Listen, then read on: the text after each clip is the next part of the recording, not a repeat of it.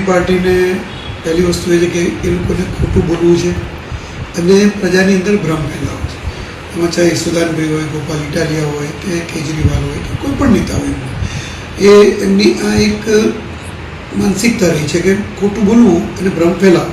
અને સામે કદાચ કોઈ કાર્યકર્તાએ અથવા કોઈ વ્યક્તિએ, કોઈ નાગરિકે એમને સવાલ કર્યો તો આજે એને એક આતંકવાદીની જેમ પકડીને એને લાફાલાફી કરવા, કંઈક અસામાજિક તત્વો જેવું કૃત્ય કરવું એ કેટલા અંશે યોગ્ય છે?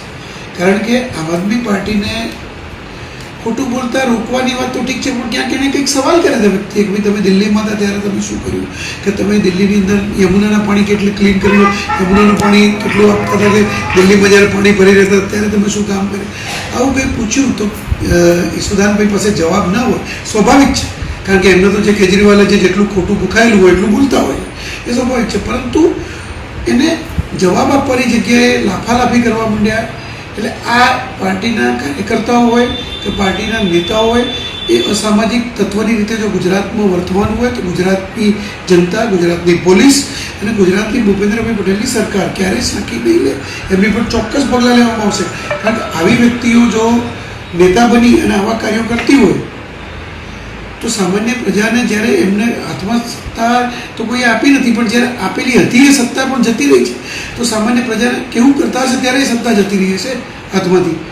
બીજી વાત એ છે કે જ્યારે એ લોકો કહી રહ્યા છે કે અમે જીતી ગયા, પેટા ચૂંટણી બે થઈ, કડીને વિસાવદરની પેટા ચૂંટણીમાં પરિણામ એમના પક્ષે આવ્યું, પરંતુ સીટ એમની જ હતી પહેલેથી. આમ આદમી પાર્ટીની સીટ હતી, એમને જાળવી રાખી છે. છતાં પણ ભારતીય જનતા પાર્ટીના ઉમેદવારે 60,000 ઉપરાંત મત લાવ્યા છે.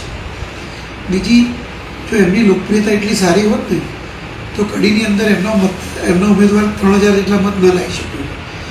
એટલે ખોટી રીતે પ્રજામાં ભ્રમ ફેલાવવાની કે અમે સરકાર લાવી દઈશું, તમારી સીટ જાળવી રાખી, તો એ વખત ભૂતકાળમાં સરકાર તમે નહોતા લાવી શક્યા. ત્યારે એ સીટ તમારી વિસાવદરની તમારી પાસે હતી અને એ વખતે વિધાનસભાની ચૂંટણીઓ થઈ હતી ત્યારે યશોદાનભાઈનું શું હાલત થઈ હતી ખબર છે બધાને. એ વખત તમે સરકાર નથી લાવી શક્યા, તો આ એક પેટા ચૂંટણીની સીટ પાછી જાળવી રાખીને સરકાર લાવી શકશો?